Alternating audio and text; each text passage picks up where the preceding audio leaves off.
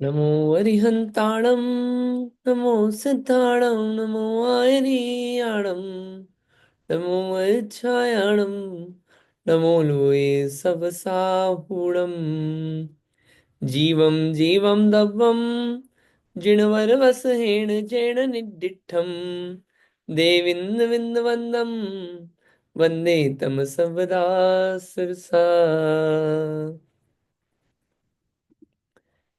ये अपना महान ग्रंथ चल रहा है, द्रव्य संग्रह। और इस द्रव्य संग्रह ग्रंथ में जीव से संबंधित जो 9 अधिकार हैं उनके में चल रहा था। जीवो वो गमो अमुत्ति कत्ता सदे परिमाणो भोक्ता संसारत्थो। संसारी है तो संसारी बताने के लिए पहले पुड़वी जल वायु वाली बताई, फिर 14 जीव समास बताए कि संसारी जीव कैसे कैसे होते हैं। अब उसके बाद एक गाथा और आ रही है आज, इसमें मार्गणा और गुणस्थान इसको समझाएंगे। मतलब आप ये देखिए, ये जो 3 गाथाएं हैं जो अपन ने अभी पढ़ी, ये 3 गाथाओं में पूरा गोमटसार जीवकांड नामक ग्रंथ आ गया। ये 3 गाथाओं में पूरी 3 गाथाएं, पूरी गोमटसार जीवकांड आ गया इसमें पूरा। पढ़ते हैं इसको। अत शुद्ध पारिणामिक परम भाव भाव ग्राहकेण शुद्ध द्रव्यार्थिक नयेन शुद्ध बुद्ध एक स्वभाव अपि जीवः पश्चात शुद्ध नयेन चतुर्दश मार्गणा स्थान चतुर्दश गुणस्थान सहिता भवन्ति इति प्रतिपादयति। क्या बोल रहे हैं यहाँ पे? अब शुद्ध पारिणामिक परम भाव ग्राहक शुद्ध द्रव्यार्थिक नय से जीव शुद्ध बुद्ध एक स्वभाव वाले हैं, तो भी पश्चात अशुद्ध नय से 14 मार्गणा स्थान और 14 गुणस्थान सहित होते हैं, इस प्रकार प्रतिपादन करते हैं। ये किससे बात चल रही है? अशुद्ध नय से, कि जीव मिथ्यात्वी है, जीव अविरत सम्यक दृष्टि है, जीव आ, 7वें गुण स्थान वर्ती है। ये सब कौन से नए से? अशुद्ध नए से। अशुद्ध नए से क्यों? क्योंकि जीव की ये अशुद्ध पर्याय हैं। अशुद्ध पर्यायों को जीव का कहना ये अशुद्ध नए कहलाता है। ठीक है। जैसे 14 गुणस्थान और 14 मार्गणा स्थान चलेंगे, सब पूरी बात आएगी, लाइन से अपन पढ़ते जाएंगे, समझ में आता जाएगा। गाथा पढ़ते हैं। मगण गुण ठाणे हिय 14 ही हवन्ति तः असुदणया विण्णेया संसारी सवे शुद्धा सुदणया। कितनी आसान है। मगण गुण ठाणे हिय 14 ही, मार्गणा और गुणस्थान ये 14 हैं। हवंती होते हैं। तह अशुद्ध नया विण्णया संसारी, संसारी जीवों को अशुद्ध नय से 14 मार्गणा स्थान और 14 गुणस्थान वाला कहा गया, यह जानो। और सव्वे फिर शुद्धा हूं शुद्ध नया, और शुद्ध नय से शुद्ध जानो। ये लिखा है गाथा के अर्थ में। सर्व संसारी जीव अशुद्ध नय से मार्गण स्थान और गुणस्थान की अपेक्षा से 14 14 प्रकार के हैं। शुद्ध नय से यथार्थ में सब संसारी जीव शुद्ध जानना। सब कैसे हैं? शुद्ध हैं शुद्ध नय से। और अशुद्ध नय से 14 14 प्रकार के गुणस्थान और मार्गणा स्थान के हिसाब से हैं सारे संसारी जीव। एक बार और गाता बोलेंगे। मगण गुण ठाणे हिय 14 ही हवंति त असुदणया विण्णया संसारी सवे शुद्धा सुदणया। ठीक है, क्लियर है ये गाथा? चलिए आप पढ़िए गाथा, फिर अपन आगे का इसका टीका पढ़ेंगे। पढ़िए आप लोग, पढ़िए। किसी को अगर पढ़ना हो तो गाथा को, तो फिर इसकी टीका पढ़ेंगे। पढ़िए उमा आंटी जी।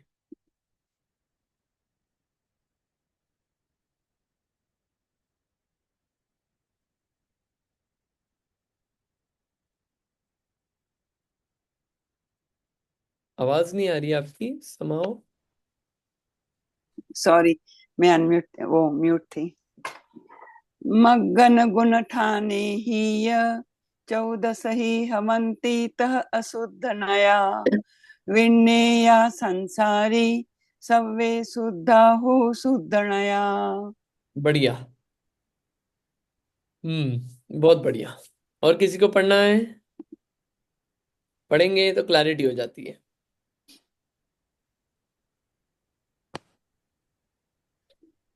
मैं पढ़ूं क्या? हाँ जी, बिल्कुल पढ़िए।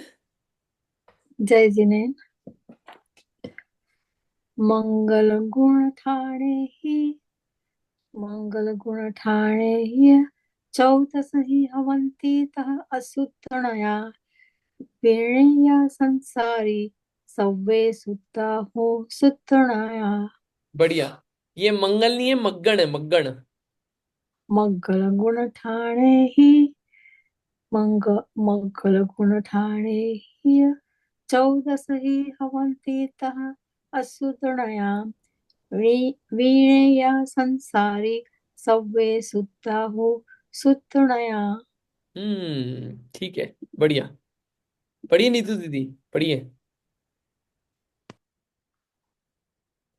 मग्गल गुण ठाणे ही, या 14 ही हवन्ति तः असुद्धडया, विणर्णेया संसारी सव्वे सुद्धा सुद्धडया। ये विण्णया है, इसे विण्णया विन्ने, पढ़ना। हाँ, अगर आप विण्णया पढ़ेंगे ना तो वो न पूरा पढ़ा जाएगा। इसे अच्छा, विण्णया, आधा है विन ना पूरा। विन्नया, विण्णया। विन्ने, विन्नया, हाँ, विन्नया। विण्णया। अच्छा ठीक, हाँ, ऐसा थैंक यू। है ना। ठीक है, मग्गन गुठान। ठीक है, गाथा इसमें क्या है? इसमें बात ये बता रहे हैं, संसारी जीव बताना है। तो संसारी जीव अशुद्ध नय की अपेक्षा से कैसा है? तो 14 गुणस्थान वाला और 14 मार्गणा स्थान वाला है। लेकिन शुद्ध नय से तो शुद्ध है। जीव का स्वरूप बता रहे हैं। मतलब ये गुणस्थान, मार्गणा स्थान भी जीव की वास्तविकता नहीं है। जीव की वास्तविकता तो कुछ और है। ये तो क्या है? ये तो समझाने के लिए कि ये गुणस्थान वाला है, ये वास्तविकता नहीं है। गुणस्थान स्वरूप नहीं है जीव का वास्तविक। ये तो अशुद्ध अवस्था है गुणस्थान होना भी। क्योंकि अगर ये शुद्ध अवस्था होती तो सिद्ध भगवान बिना गुणस्थान वाले नहीं होते। सिद्ध भगवान गुणस्थानातीत हैं। 1 से 14 गुणस्थान में सिद्ध भगवान का नंबर नहीं है। सिद्ध भगवान तो गुणस्थान रहित हैं। ठीक, कोई मार्गणा स्थान नहीं है उनको।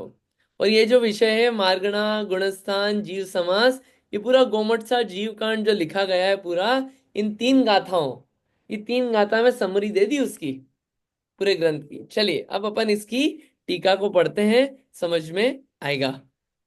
पढ़िए नीतू दीदी, टीका पढ़िए। अगर आप पढ़ सकते हैं तो आप पढ़िए, अगर इजी हाँ, हो। मग्गण गुण ठाणे ही यह हवन्ति तः विन्नया, विण्णया। सॉरी, विण्ण विन्नया, न, न नहीं है, न नहीं है, ण है, ण। विन, विन्नया, फिर से हाँ, बोलिए।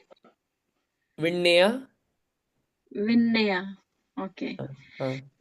जिस प्रकार पूर्व गाथा में कहे हुए 14 जीव समासों से जीव 14 भेद वाले होते हैं, उसी प्रकार मार्गणा और गुण स्थान से भी होते हैं। इस प्रकार जानना, मार्गणा और गुण स्थान से कितनी संख्या वाले होते हैं?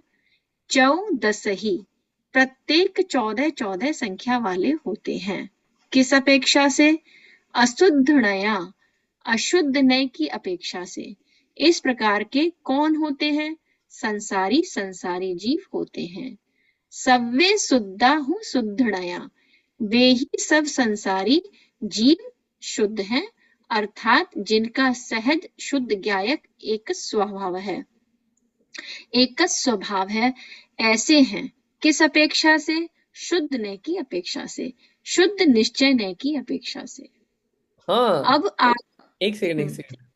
अब हाँ, यहाँ पे देखिए कितना क्लैरिटी से आ गई पूरी बात। कि 14 संख्या वाले हैं।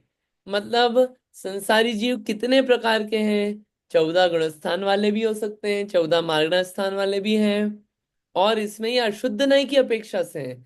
सिर्फ संसारी जीव होते हैं ये, मुक्त जीवों की बात नहीं आई। तो बताइए, अरिहंत भगवान आते हैं कि नहीं आते हैं इसमें, संसारी में कि मुक्त में आते हैं अरिहंत भगवान? बोलिए। आते हैं संसारी में, क्योंकि क्योंकि क्योंकि उनके अभी 4 ही कर्मों का घात हुआ है अभी। हाँ, अभी संसारी अवस्था है, तो उनके भी गुणस्थान बैठता है अरिहंत भगवान के भी। ठीक है। सिर्फ जो मुक्त हो गए, सिर्फ सिद्ध भगवान, वो नहीं आते इसमें। और संसारी अवस्था होते हुए भी, गुणस्थान मार्गण स्थान होते हुए भी, वास्तविकता में जीव कैसा है? शुद्ध है। वो उसकी पर्याय में अशुद्धता बताने के लिए ये गुणस्थान और मार्गण स्थान बताया जाता है कि जो अभी प्रेजेंट अवस्था है वो कैसी है। लेकिन जो उसकी त्रैकालिक, पास्ट प्रेजेंट फ्यूचर को अगर आप उसकी अवस्था ना देख के उसका अंदर कोर देखो, तो कोर मटेरियल कैसा है? वो शुद्ध है। शुद्ध नहीं की अपेक्षा से जीव पूरा शुद्ध है, उसमें अशुद्धता नहीं है। ये तो अशुद्ध अवस्था है, इसलिए उसको बताना पड़ रहा है, तो अशुद्ध नहीं से बता रहे हैं हम उस पर्याय को। और जहां पर्याय भी शुद्ध और कोर मटेरियल भी शुद्ध, द्रव्य भी शुद्ध, पर्याय भी शुद्ध, वो अवस्था कौन सी हो जाती है? वो सिद्ध अवस्था है। पर्याय भी शुद्ध है पूरी, द्रव्य भी शुद्ध है, वहां पे अशुद्धता का काम ही नहीं। ठीक। चलिए आगे पढ़िए। ये अब आगम प्रसिद्ध 2 गाथाओं द्वारा गुणस्थानों के नाम कहते हैं। मिथ्वात, सासादन मिश्र, अविरत सम्यक्त, देश विरत, प्रमत्त विरत, अप्रमत्त विरत, अपूर्वकरण, अनिवृत्तिकरण, सूक्ष्म सांप्राय, उपशांत मोह, क्षीण मोह, संयोगी केवली और अयोगी केवली। इस प्रकार क्रम पूर्वक 14 गुणस्थान जानना। ये देखिए, गोमटसा अब जी कांड की गाथा नंबर 9 और 10 में 2 गाथाएं हैं, उसमें ये नाम आते हैं। ये जो 14 नाम है, ये 14 गुणस्थानों के नाम हैं। 14 गुणस्थानों के नाम है ये। कौन कौन से? मिथ्यात्व से चालू होता है, एंड होता है अयोग केवली पे। मिथ्यात्व, सेकंड नंबर का सासादन, ये नाम याद करना है सबको। मिश्र, अविरत सम्यक्त्व। ठीक। देश विरत, प्रमत्त विरत, अप्रमत्त विरत, अपूर्वकरण, अनिवृत्तिकरण, सूक्ष्म सांप्राय, उपशांत मोह, क्षीण मोह, सयोगी केवली और अयोगी केवली। ये जो 14 गुणस्थान है, ये 14 अवस्थाएं हैं। और जीव इन 14 गुण, संसारी जीव 14 गुणस्थानों में से किसी एक गुणस्थान वाला है। तो अशुद्ध नय से, चूंकि अशुद्ध पर्याय हैं, इसमें शुद्धता नहीं है पूरी तरीके से, अशुद्ध पर्याय हैं, इसलिए अशुद्ध नय से जीव इन गुणस्थान वालों कहा गया है। इसको थोड़ा सा और हल्का सा करते हैं, बाकी लिखा हुआ आएगा। अगर मिथ्यात्वी जीव है अनादिकाल से संसार में, तो क्या गुणस्थान है? मिथ्यात्व।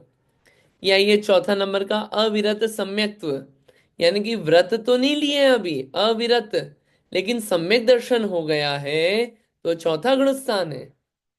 व्रत ले लिए लेकिन पूर्ण व्रत नहीं लिए, कौन सा गुणस्थान हुआ? पांचवा। और पांचवा गुणस्थान है, तो सम्यक दृष्टि तो है ही ऑलरेडी। और अगर अभी और आगे व्रत ले लिए, मुनि अवस्था धारण कर ली, सातवां गुणस्थान अप्रमत्त विरत, प्रमत्त विरत। फिर सातवें से ऊपर चढ़ने के लिए श्रेणी होती है, श्रेणी यानी सीढ़ी, तो इसको सीढ़ी की तरह लिया गया है। अपूर्वकरण, अनिवृत्तिकरण, सूक्ष्म सांप्राय, ये 3 सीढ़ियां हैं। इन पे चढ़ के या तो आप कर्मों को दबाओगे, मोह को दबाओगे, तो उपशांत मोह। अगर उपशांत मोह है यानी उपशम श्रेणी है। उपशम श्रेणी यानी कि कर्म को दबाते हुए चढ़े हो, नाश करते हुए नहीं। अगर दबाते हुए चढ़े हो तो कभी कर्म वापस ऊपर आएंगे और आप ऊपर से 11वें गुण स्थान से नीचे गिर जाओगे। और क्षीण मोह 12वां गुण स्थान, कि हम जब चढ़े थे 8वें 9वें 10वें में, तो कर्मों का नाश करते हुए चढ़े थे, तो कौन से गुण स्थान में गए? क्षीण मोह 12वें गुण स्थान में। कर्म का नाश हुआ, अब नीचे नहीं गिरेंगे, अब तो आगे आगे आगे आगे जाएंगे। और फिर सहयोगी केवली 13वां गुणस्थान अरहंत परमेष्ठी का, और 14वां गुणस्थान अयोगी केवली, ये भी अरहंत परमेष्ठी का।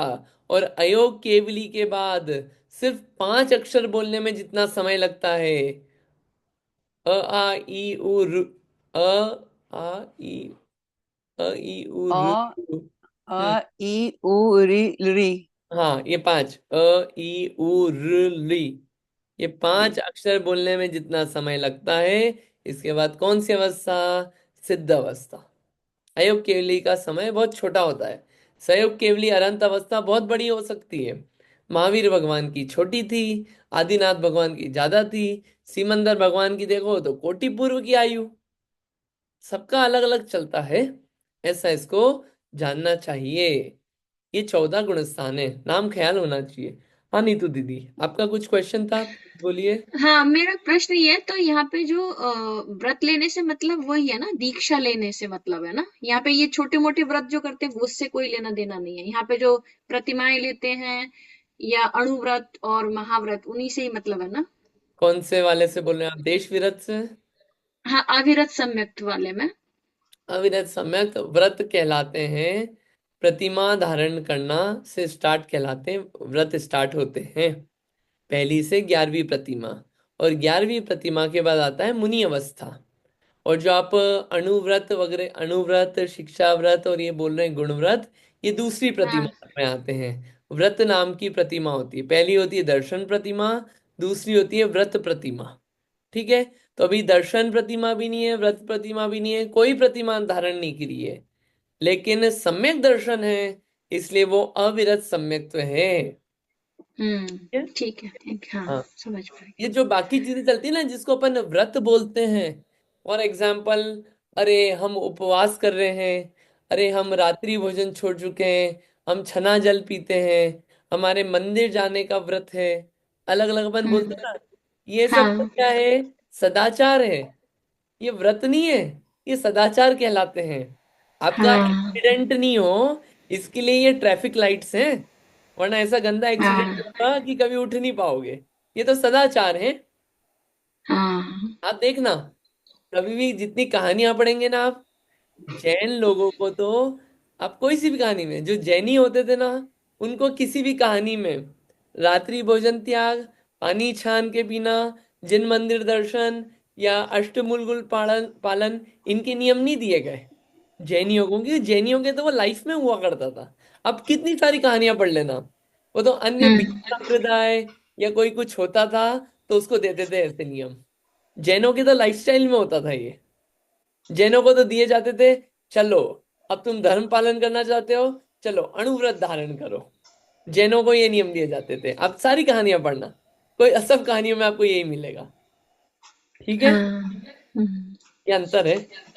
चलिए आगे देखते हैं, पढ़िए। ये याद करना है अब 14 गुणस्थान के नाम सबको।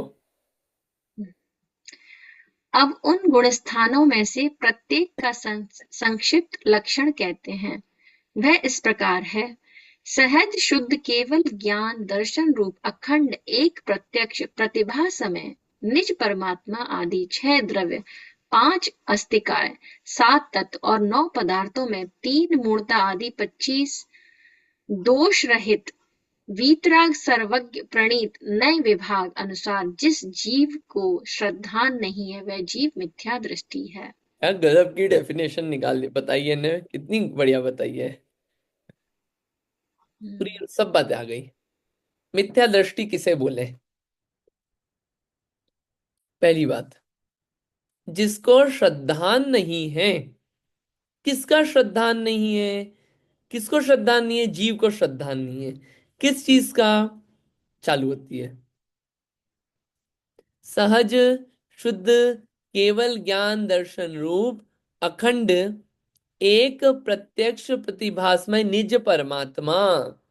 अपना जो निज परमात्मा है, अपना जो आत्मा है, कैसा है वो? शुद्ध है, सहज है, केवल ज्ञान दर्शन स्वरूप है, अखंड है, प्रत्यक्ष है, एक है। उसका जिसको श्रद्धा नहीं है, कि मैं ऐसा हूं और मैं हूं ऐसा, जिसको ये श्रद्धान नहीं है, वो मिथ्या दृष्टि। नंबर 2, जिसको छह द्रव्य का श्रद्धान नहीं है कि छह द्रव्य होते हैं और छह द्रव्य अपना अपना कार्य करते हैं, एक द्रव्य दूसरे द्रव्य का कुछ करता नहीं है, जिसको ये श्रद्धान नहीं है छह द्रव्य के बारे में, वो मिथ्या दृष्टि। पांच अस्तिकाय, काल द्रव्य को छोड़ के बाकी पांच द्रव्य अस्तिकाएं हैं। सात तत्व, जो अपन ने तत्वार सूत्र पढ़ गया है, सात तत्व का सच्चा श्रद्धान नहीं है कि उसमें, छड़ा लगी दूसरी ढाल में भी आता है कि उसमें जीव को पुद्गल माना, पुद्गल को ही जीव माना, कि यही मैं हूं, ये शरीर है सो मैं हूं, दोनों को मिला जुला के मान लिया। या फिर उसके अलावा क्या माना, मैं सुखी दुखी मैं रंक राव, मेरे धन ग्रह गोधन प्रभाव, मेरे सुततिय में प्रबल दीन, बेरूप सुभग मूरख प्रवीण।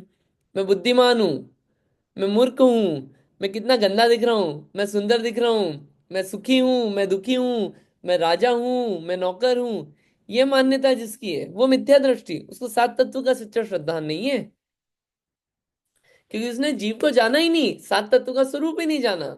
और तन उपजत अपनी उपज जान, तन नशत आपको नाशमान। शरीर की उत्पत्ति में अपनी उत्पत्ति, शरीर की हैप्पी बर्थडे में अपना हैप्पी बर्थडे, और शरीर की डेथ एनिवर्सरी में अपनी डेथ एनिवर्सरी।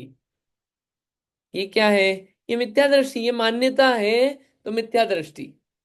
और उसके अलावा आशोबंध के भी, कि शुभ कर्मों को लाना तो अच्छा माना और अशुभ कर्मों से ही बचे सिर्फ, ये मान्यता भी सात तत्व का भी सच्चा श्रद्धान नहीं है। अगर शुभ कर्मों को भी अच्छा मान रहे हैं तो कर्म तो कोई से भी अच्छे नहीं है, ये नहीं बोल रहे शुभ कार्य मत करो, इन शुभ कर्म भी अगर इकट्ठा करने की अगर वांछा है तो अपने को सात तत्व का सच्चा स्वरूप नहीं पता है। और निर्जरा और संवर में तो ऐसा लगता है बिल्कुल कि अरे कितनी आकुलता है इसमें, कितना दुख है, इच्छाओं का निरोध कौन करे। और मोक्ष में ऐसा लगता है, मोक्ष में कैसा सुख है, मोक्ष सुख ऐसा लगता है कि जैसे संसार सुख होगा वैसा ही सुख मान रखा है। ये सब क्या है? सात तत्व का अपने को सच्चा श्रद्धा नहीं है। फिर छड़ा लगी दूसरी ढाल में बहुत अच्छे से आया है। नौ पदार्थ, पुण्य पाप मिला दें तो नौ पदार्थ हो जाते हैं। नौ पदार्थ का अपने को सच्चा श्रद्धान नहीं है, पुण्य पाप में क्लैरिटी नहीं है। पुण्य जो है, पुण्य इकट्ठा करने वाली चीजें नहीं है, पुण्य तो सिर्फ इतना सा काम है पुण्य का, जो पाप से बचावे वो पुण्य, जो पाप से बचावे वो पुण्य। संसार से नहीं बचाएगा पुण्य, जो पाप से बचावे वो पुण्य, और जो अधोगति ले जाए वो पाप। इतना सा काम है पुण्य का, सिर्फ पुण्य की डेफिनेशन ये है। और जो संसार से बचाए वो है धर्म। यहाँ पे नौ पदार्थों की क्लैरिटी हो। तीन मूर्ता, कौन सी? देव मूर्ता, गुरु मूर्ता, लोक मूर्ता आदि 25 दोष रहित, सम्यक्त के 25 दोष होते हैं उनसे रहित। और वीतराग सर्वज्ञ प्रणीत नए विभाग अनुसार, जिस जीव को श्रद्धान नहीं, वीतरागी सर्वज्ञ भगवान ने नए के हिसाब से वस्तु का कैसा स्वरूप बताया है, वैसा श्रद्धान जिस जीव को नहीं है वह मिथ्या दृष्टि है। बताइए, 3 लाइन में पूरा सार आ गया जैन दर्शन का। मिथ्या दृष्टि कौन, सम्यक दृष्टि कौन?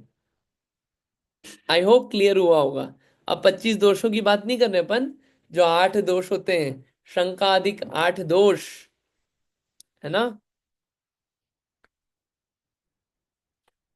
फिर 6 अनायतन, 8 और 6 14, 3 मूर्ता 17, 17 और 8 वो मद, 25 हो गए।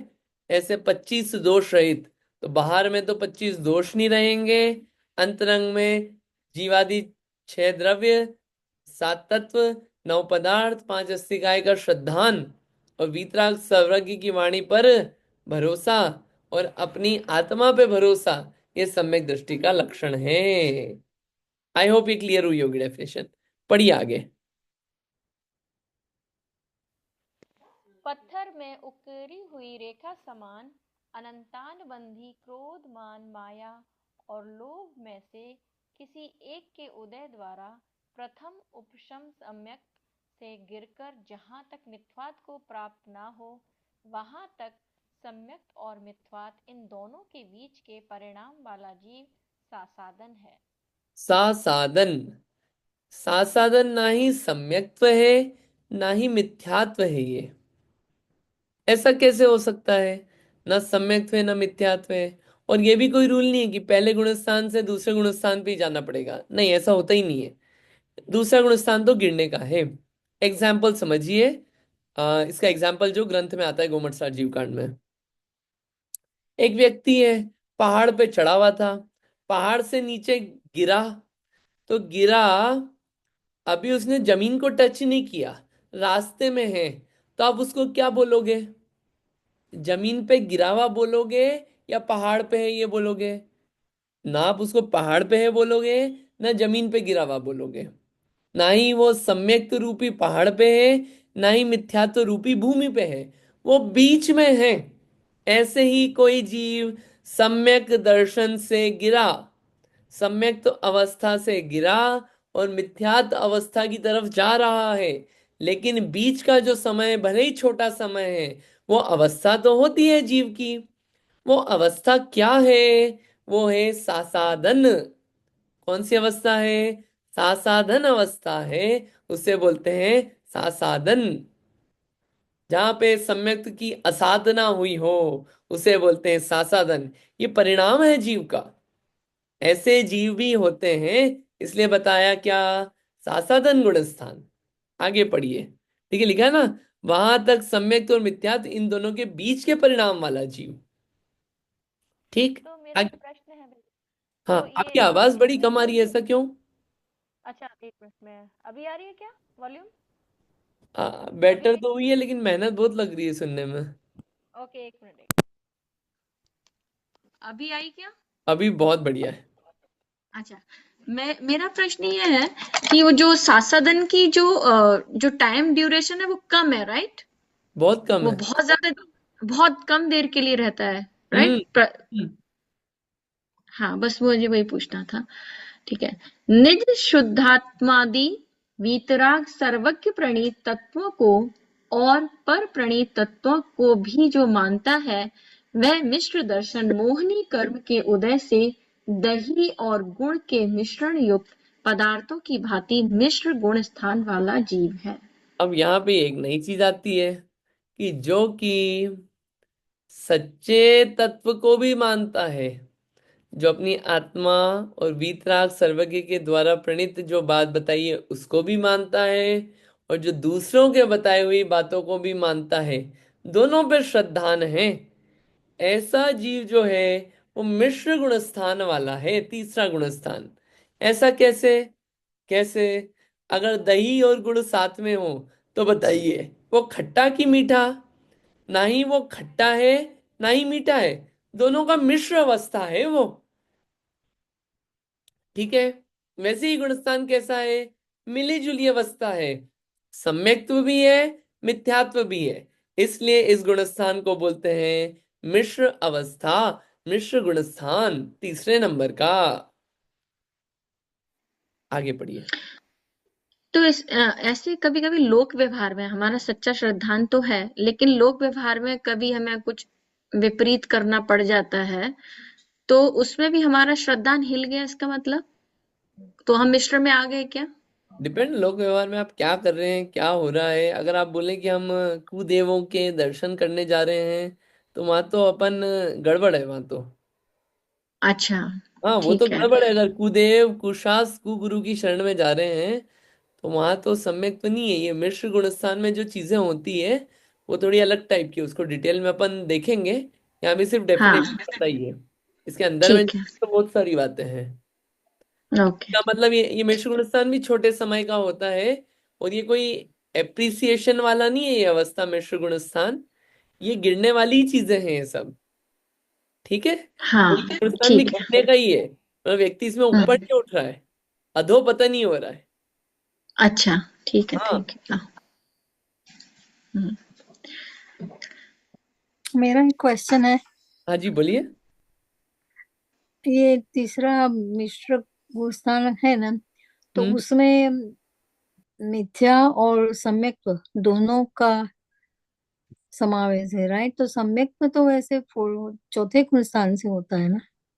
देखिए, सम्यक्त्व जो होता है, पहले जीव को, अगर जीव को सम्यक दर्शन हुआ है तो पहले गुणस्थान मिथ्यात्व से चौथे गुणस्थान में जाएगा, अगर सिर्फ हाँ। सम्यक दृष्टि हुआ है, व्रत नहीं लिए हैं तो। लेकिन सम्यक दर्शन से अब च्युत हो गया, गिर गया। सम्यक तो हमेशा बना रहे, कोई नियम नहीं है ऐसा, तो गिरेगा। हम्म। तो गिरने में हो सकता है या तो सीधे पहले में आ जाए, या फिर गिरते हुए आए, तीसरे गुण स्थान में गिरे, फिर नीचे गिरे, ऐसा हो सकता है। तो वो अवस्था बताने की बीच की अवस्था भी पॉसिबल है, कि यहाँ पे सिर्फ प्योर सम्यक दर्शन नहीं है, सम्यक के साथ मिथ्यात्व भी है, जो कि मिश्र अवस्था कहलाती है, ये यहाँ पे बता रहे हैं। अच्छा, ओके, थैंक यू। यहाँ शंका जिस किसी भी चाहे जो हो, एक देव से हमें तो प्रयोजन है, तथा सभी देव वंदनीय हैं, किसी भी देव की निंदा नहीं करनी चाहिए, इत्यादि वैनयिक मिथ्या दृष्टि अथवा संशय मिथ्या दृष्टि मानता है। तो उसमें और सम्यक मिथ्या दृष्टि में क्या अंतर है? उसका उत्तर, वह तो सब देवों के प्रति और सब शास्त्रों के प्रति भक्ति के परिणाम करने के कारण किसी भी एक से मुझे पुण्य होगा ऐसा मानकर संशय रूप से भक्ति करता है, उसे किसी एक देव में निश्चय नहीं है। और मिश्र गुणस्थानवर्ती जीव को तो दोनों में निश्चय है, यह अंतर है। ये बात पकड़ में आई होगी, दोनों में क्या अंतर है, एक प्योर मिथ्या हम्म। दृष्टि में और मिश्र गुणस्थानवर्ती में। ये मिथ्या दृष्टि के भेद है, वैनयिक और संशय मिथ्या दृष्टि। संशय मिथ्या दृष्टि को तो अभी ये क्लैरिटी नहीं है मेरा भला किससे होगा, कि इस वाले भगवान से होगा कि इन भगवान को मानने से होगा, चलो सबकी दुकान पे चलेंगे अपन, जिससे हो जाए काम कर लेंगे। लेकिन जो मिश्र गुणस्थान वाला है, उसको दोनों में भरोसा है। तो ये अंतर है मान्यताओं में, मिश्र गुण स्थान वाले में और संशय मिथ्या दृष्टि में। हम्म। स्वाभाविक अनंत ज्ञानादि अनंत गुण के आधारभूत निज परमात्म द्रव्य उपादेय हैं और इंद्रिय सुखादि पर द्रव्य हे हैं। इस प्रकार अरहत सर्वज्ञ प्रणीत निश्चय व्यवहार नय रूप साध्य साधक भाव से मानता है, परंतु भूमि की रेखा के समान क्रोधादि अप्रत्याखान कषाय के उदय से मारने के लिए कोतवाल द्वारा पकड़े गए चोर की भांति आत्मनिंदा सहित वर्तता हुआ इंद्रिय सुख का अनुभव करता है, वह अविरत सम्यक दृष्टि का लक्षण है। बहुत गजब है ये। अविरत सम्यक दृष्टि, सम्यक दृष्टि का कैसा लक्षण है, चौथा गुण स्थान वाला क्या है यहाँ पे, कैसी मान्यता है, उसका कैसा अनुभवन है? स्वाभाविक अनंत ज्ञान आदि अनंत गुण के आधारभूत निज परमात्म द्रव्य उपादेय है। मान्यता में क्या है कि मेरे लिए उपादेय ग्रहण करने लायक क्या चीज है, अपना आत्म द्रव्य ही उपादेय है। क्योंकि जितने भी अनंत गुण हैं वो सब इस आत्मा के आधार से ही है। जो अनंत सुख है स्वाभाविक, वो भी मुझे मेरी आत्मा से ही मिलेगा। तो मान्यता में ये है क्लैरिटी कि यही ग्रहण करने लायक है, यही उपादेय है। और जो इंद्रियों से सुख मिलता है, जो परद्रव्यों से सुख मान रखा है, वो सब हे है, छोड़ने लायक है। ये जिसकी मान्यता है, इस प्रकार अरहत सर्वज्ञ प्रणीत, अरहत सर्वज्ञ प्रणीत, प्रणीत यानी कि कहा हुआ, बताया हुआ, अनंत भगवान सर्वज्ञ भगवान द्वारा बताया हुआ निश्चय व्यवहार नए रूप साध्य साधक भाव रूप से मानता है, कि एक है साध्य, एक है साधक। उसको क्लैरिटी है कि एक चीज है साध्य और एक है साधक, कि साधना किसको है और किसकी मदद से। वास्तविक स्वरूप मुझे साधना है अपना, उसके लिए मदद लेना है बाहर की चीजों की। परंतु भूमि की रेखा के समान क्रोधादि अप्रत्याख्यान कषाय के उदय से, चार कषाय होती हैं, अनंतानुबंधी, अप्रत्यक्ष नवरण, प्रत्यक्ष नवरण, संज्वलन। अविरत सम्यक दृष्टि को अनंतानुबंधी कषाय नहीं होती है, उसका नाश हो गया, नाश हो गई, दबगी जो भी हुई, डिपेंडिंग कौन सा सम्यक्त हुआ। ठीक है, अगर औपशमिक सम्यक्त हुआ है तो दब गई, और शायिक सम्यक्त हुआ तो नाश हो गया। ठीक है, एक शायपशमिक सम्यक्त भी होता है। तो उसके कौन सी कषाय का उदय है? अप्रत्यक्ष अनावरण कषाय का उदय है, और प्रत्यक्ष अनावरण भी है और संजुलन भी है। इन कषायों का उदय है तो मारने के लिए कोतवाल द्वारा पकड़े गए चोर की भांति आत्मनिंदा सहित वर्तता हुआ इंद्रिय सुख का अनुभव करता है। ऐसा नहीं है कि इंद्रिय सुख का अनुभव नहीं करेगा, इंद्रिय के भोगों को नहीं भोगेगा। अगर चतुर्थ गुण स्थानवर्ती हो गया, सम्यक दृष्टि हो गया, तो अरे भोजन नहीं करेगा, जॉब नहीं करेगा, कमाएगा नहीं, हंसेगा नहीं, हमेशा मायूस ऐसे बिल्कुल शांत गंभीर बैठेगा। नहीं, ऐसा नहीं होगा कि अरे बातचीत नहीं करेगा, घर में नहीं रहेगा, शादी नहीं करवाएगा, शादी नहीं करेगा, ऐसा कुछ नहीं है। इंद्रिय सुख को भोगेगा, उसका अनुभव भी करेगा, चौथे गुण स्थान वाला, लेकिन साथ के साथ एक आत्मनिंदा रूप परिणाम रहता है कि वास्तविकता क्या है। वास्तविकता में ग्रहण करने लायक तो मेरा आत्मा ही है, इंद्रिय सुख ग्रहण करने लायक नहीं है। लेकिन फिर भी कषाय के उदय हैं अप्रत्यक्ष नवरण कषाय के, तो उसमें चारित्र में कुछ नहीं हो पाता।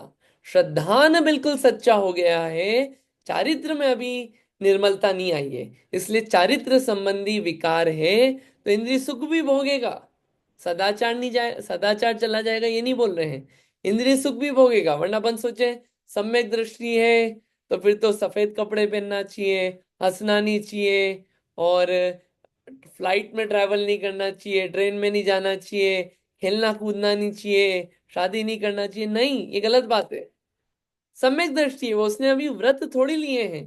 तो अविरत सम्यक दृष्टि के ये लक्षण है, ये मिनिमम चीज है, इसके ऊपर जो करो वो एप्रिशिएबल है।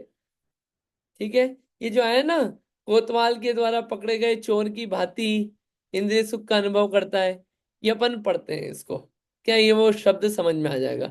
ये फुटनोट दिया हुआ है, पढ़िए।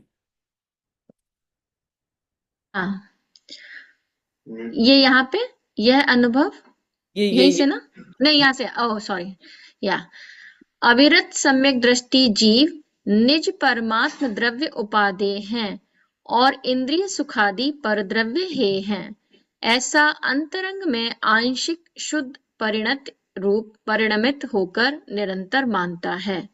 अर्थात निश्चय रूप साध्य भाव से शुद्ध सम्यक दर्शन भाव से परिणमित होकर निरंतर मानता है, और वह वाह्य में विकल्प में नव तत्व श्रद्धान आदि भाव से परिणमित होकर भी ऐसा मानता है। अर्थात व्यवहार रूप साधक भाव से नव तत्व श्रद्धान आदि रूप विकल्प भाव से भी ऐसा मानता है।